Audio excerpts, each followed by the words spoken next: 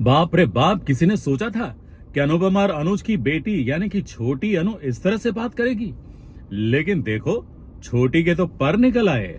मतलब कि कुछ ऐसे बोलने लगी जो सबके लिए चौंकने वाली बात है, और खास करके अनुपमा और अनुज के लिए, क्योंकि उन्होंने तो ऐसे संस्कार दिए ही नहीं। तो छोटी ऐसी बातें सीखी कहां से?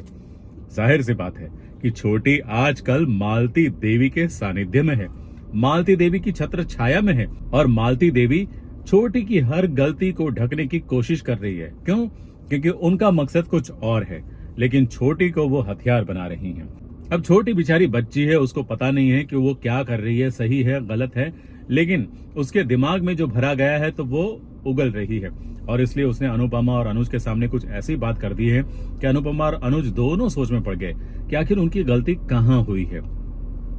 हालांकि मालती देवी जो कर रही है वो ठीक नहीं है। आज नहीं तो कल उन्हें यह समझ में आ ही जाएगा, और अनुज और अनुपमा को भी समझ में आ जाएगा, लेकिन कभी नहीं समझेगी ये पाखी। सच में पाखी जितनी असमझदार लड़की हमने आज तक कभी किसी सीरियल में नहीं देखी है। अनुपमा ने कितनी उसकी मदद की, अनुज ने उसकी कितनी मदद की, लेकिन जैसे ही उसके पापा ठीक हो गए, पापा के पास गई और पापा ने बोल दिया कि तू आ जा मेरे घर, वापस आ जा, तो वो बैग भर के निकलने वाली है अनुपमा और अनुज के घर से। लेकिन इसका ये मतलब नहीं है कि अनुपमा का घर खाली हो जाएगा। धीरे धीरे करके एक एक निकल जाएंगे, क्योंकि एक जाएगी तो दूसरी आएगी। खबर ये आ रही है कि हो सकता है कि काव्या शायद शाह हाउस छोड़कर अनुपमा और अनुज के घर पर रहने को चली जाएगी। हालांकि वो होटल में रहने की व्यवस्था या दूसरा किसी भाड़े का घर ढूंढने की व्यवस्था कर रही है, और इसका जिम्मा भी उसने अनुपमा को ही दिया है। लेकिन वनराज का रुख जिस तरह से उसकी तरफ बदला हुआ है, वनराज जिस तरह से रूठा रूठा सा रह रहा है, और जिस तरह का रंग रूप दिखा रहा है वनराज, तो जाहिर सी बात है कि काव्या को अब वनराज के साथ रहना बिल्कुल पसंद नहीं है। उसने बाप बापूजी के सामने अपनी ये इच्छा तो व्यक्त कर ही दी है।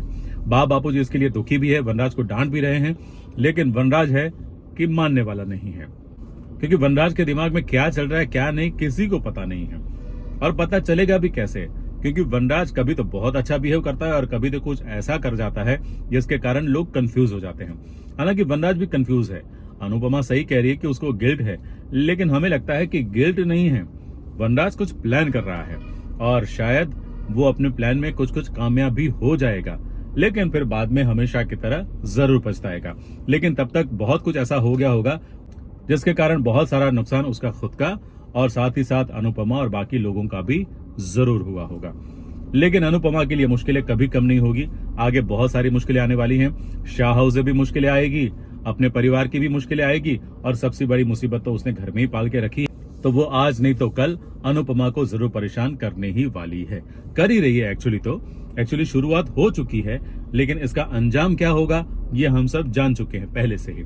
लेकिन कब कैसे होगा हम आपको बताते रहेंगे। जैसे जैसे अपडेट आएगा हम आप तक जरूर पहुंचाएंगे।